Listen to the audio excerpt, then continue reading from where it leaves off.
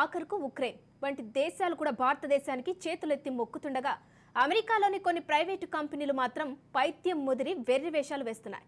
ప్రపంచంలోనే స్థానిక కోర్టుల నుంచి అంతర్జాతీయ న్యాయస్థానాలు సైతం కమ్యూనిటీ సెంటిమెంట్లు గాయపడకుండా రక్షక కవచంగా నిలుస్తుండగా అన్నీ తెలిసి బుద్ధి నేర్పించిన వాల్మార్ట్ రిటైల్ కంపెనీ యాజమాన్యం తనలోనే వక్రబుద్ధిని నిసిగ్గుగా బయట పెట్టుకుంటుంది.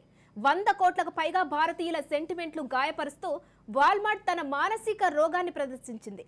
ఇంతకీ ఏం జరిగిందంటే, ప్రపంచవ్యాప్తంగా ఉన్న ఆన్లైన్ స్టోర్లలో అమ్మే టెక్స్టైల్ ఐటమ్స్, చెప్పల్స్ మీద హిందువులు అమితంగా ఆరాధించే గణేశుడి చిత్రాలు వేసి అమ్ముతుంది.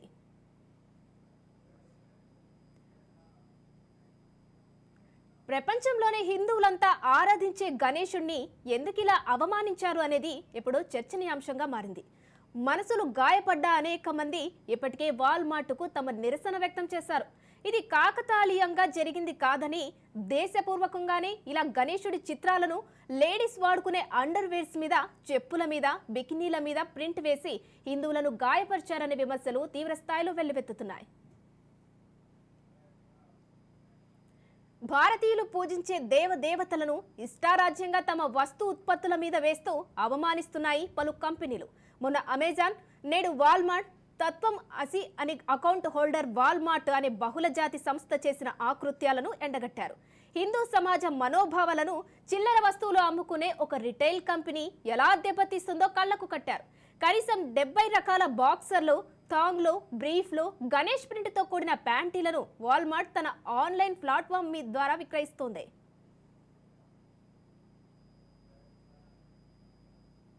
ఈ వ్యవహారంపై యూకేలోని హిందూ సంఘాలు, భారత్లోని పలు హిందూ సంస్థల నాయకులు తీవ్రంగా మండిపడుతున్నారు. ఇది కోట్లాది మంది హిందువులను అవమానించడమేనని నిరసిస్తున్నారు. ఈ చర్యపై వాల్మార్ట్ తక్షణమే క్షమాపణలు చెప్పాలని డిమాండ్ చేస్తున్నారు. అయితే సోషల్ మీడియాలో వచ్చిన వ్యతిరేకత కారణంగా కొన్ని ఐటమ్స్ను తొలగించినా హిందూ దేవత చిత్రాలు కలిగి ఉన్న స్విమ్ సూట్లు ఇప్పటికీ అందుబాటులోనే ఉండడం మరింత అవమానకరంగా భావిస్తున్నారు. ఇప్పుడు వాల్మార్ట్ గురించి సంక్షిప్తంగా తెలుసుకుందాం. 1962లో లోకల్ లెవెల్లో మొదలైన వాల్మార్ట్ 1991లో వచ్చిన సంస్కరణల ఫలితంగా ప్రపంచ మార్కెట్లోకి అడుగుపెట్టింది. 2000 సంవత్సరంలో walmart.com అంటూ ఆన్లైన్ బిజినెస్లోకి ఎంటర్ అయిన ఈ కంపెనీ 23 దేశాల్లో భారీ ఎత్తున తన మాల్స్ను విస్తరించుకుంది. అక్కడి స్థానిక చిన్న కంపెనీలను, చిరు వ్యాపారులను దెబ్బతీస్తూ మార్కెట్ రంగంలో విధ్వంసం సృష్టిస్తోంది. ఇక 2020లో భారతీయ మార్కెట్కు టాప్ ప్రయారిటీ ఇచ్చింది. 2027 నాటికి ప్రతి ఏటా $10 బిలియన్ ఇన్వెస్ట్ చేస్తూ భారత్లో తయారైన వస్తువులే అమ్మాలని స్కెచ్ వేసుకుంది.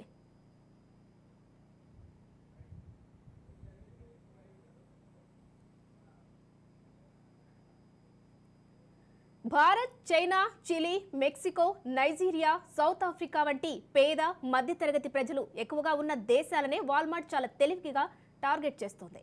అందులోనూ భారత్లో తయారైన వస్తువులు మిగతా వస్తువుల కంటే చీప్గా దొరకడాన్ని అదునుగా తీసుకొని కొనుగోలు శక్తి నానాటికి పెరుగుతున్న అంశాన్ని పాజిటివ్గా తీసుకొని భారీ ఎత్తున లాభాలు దండుకుంటోంది అంటున్నారు వ్యాపార నిపుణులు.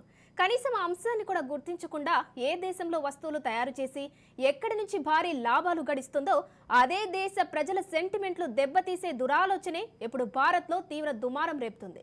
రైట్, ఇక దీనిపై మనతో మాట్లాడడానికి జూమ్ ద్వారా సిద్ధంగా ఉన్నారు గాయత్రి పీఠాధిపతి శ్రీకాంతేంద్ర స్వామి గారు, అలాగే హమారా ప్రసాద్ సోషల్ యాక్టివిస్ట్, పాల్వాయి శ్రీనివాస్ గారు వ్యాపారవేత్త, వెంకటేశ్వర రాజు గారు విహెచ్పి నాయకుడు. ప్రస్తుతం మనము శ్రీకాంతేంద్ర స్వామి గారితో మాట్లాడదాము. నమస్కారం అండి. నమస్తే అండి. ఎస్, మనం చూస్తున్నాము అంటే ఒక వ్యక్తి వేసుకునే దుస్తులపై, అది లో దుస్తులతో పాటు అన్ని దుస్తులపై కూడా మనము అమితంగా పూజించి ఎక్కడికైనా బయటికి వెళ్ళి కూడా పూజ చేసే బయటికి వెళ్తాము. అలాంటి వినాయకుడి బొమ్మను చిత్రీకరించి వాటిని అమ్ముతుంది ఈ వాల్మార్ట్ సంస్థ. అయితే ఇదేమి కొత్తేం కాదు, ఇంతకుముందు కూడా పలుసార్లు ఇలాంటివే జరిగాయి. అయినా కూడా మళ్ళీ సారీ చెప్తున్నారు, మళ్ళీ అలాగే రిపీట్ అవుతుంది. సో ఎందుకు ఇలా రిపీట్ అవుతుంది అంటున్నారు? అసలు దీనికి మీరేం చెప్తారు? ఇప్పుడు మన భారతదేశానికి సంబంధించినటువంటి హైందవ దేవతలు ఎవరైతే ఉన్నారో వీళ్ళందరి మీద విదేశాలన్నీ కూడా కట్ట కట్టుకొని ఉన్నాయని చెప్పొచ్చు. ఇదంతా కూడా పని కట్టుకొని చేస్తున్నటువంటి విషయంగా మనం పరిగణించాలి. ఎందుకంటే ఇంతకు ముందు కూడా చెప్పుల పైన గణపతి బొమ్మలు, తర్వాత అండర్వేర్స్ మీద గణపతి బొమ్మలు, తర్వాత లక్ష్మీ బొమ్మలు, ఇవన్నీ కూడా వాళ్ళు ప్రచురించడం చేస్తా ఉన్నారు. అక్కడ ఉండేటటువంటి క్రైస్తవులు కావచ్చు, ఇస్లాములు సంబంధించినటువంటి వ్యక్తులు కావచ్చు, వీళ్ళందరూ కూడా ఆ సంస్థల్లో పనిచేస్తూ ప్రత్యేకించి హిందూ దేవతలను దూషించటం, హిందూ దేవతలను తక్కువ చేయటం అనేటువంటిది చేయటం కోసం వీళ్ళు పనిగట్టుకొని మరీ చేస్తున్నటువంటి ధోరణి మనకు కనిపిస్తుంది. కాబట్టి అక్కడ విదేశాల్లో ఈ వాల్మార్ట్ అనేటువంటి వాళ్ళు ఎవరైతే సంస్థ ఉందో దాన్ని విదేశాల్లో ఉండేటువంటి వాళ్ళు భారతీయులతో సహా అందరూ కూడా ఖండించాలి. తర్వాత ముక్తకంఠంగా అందరూ వ్యతిరేకించాల్సినటువంటి అవసరం ఉంది. ఈ భారతదేశము వాళ్ళ దేశాల కంటే ముందే ఇక్కడ సంస్కృతి, సాంప్రదాయాలు ఇవన్నీ కూడా ఉన్నాయి. అంటే విదేశాల్లో బట్టలు కట్టనప్పుడే మన భారతదేశంలో వీళ్ళంతా కూడా రకరకాల ఆభరణాలు, విమానాలు ఇవన్నీ వాడుతున్నటువంటి చరిత్ర ఆధారాలు మనం చూస్తున్నాము. ఆయా దేశాల్లో కూడా మన హిందూ సాంప్రదాయమే ఉంది. కానీ ఈ రోజున చిన్న మతాలైనటువంటి క్రైస్తవ మతము, ఇస్లాం మతం ఇవన్నీ కూడా ఈ రోజున వాళ్ళ యొక్క మత అభివృద్ధి కోసం అని చెప్పేసి వీళ్ళు ప్రత్యేకించి ఈ హిందూ సనాతన దేవతల మీద దాడికి దిగుతూ ఉన్నారు.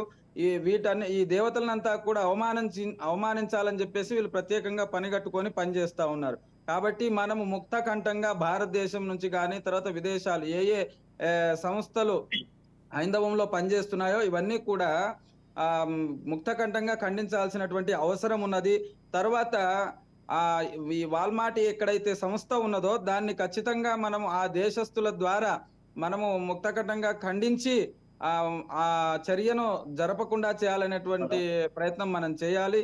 విదేశస్తుల ద్వారా అంటే అక్కడ ఉండే మన సనాతన హైందవ సాంప్రదాయాన్ని పాటించే వాళ్ళు ఎవరైతే ఉన్నారో ఆయా దేశాల్లో వాళ్ళ ద్వారా మనము ధర్నాలు చేయించి అక్కడ ప్లే కార్డ్ ప్రదర్శన ఇవన్నీ చేయించి ఆ వాల్మార్ట్ సంస్థ ఏదైతే ఉందో దాన్ని మనము ఈ వ్యతిరేకమైనటువంటి హిందూ వ్యతిరేకమైనటువంటి చర్యలన్నిటిని కూడా ఖండించాల్సినటువంటి అవసరం ఉంది.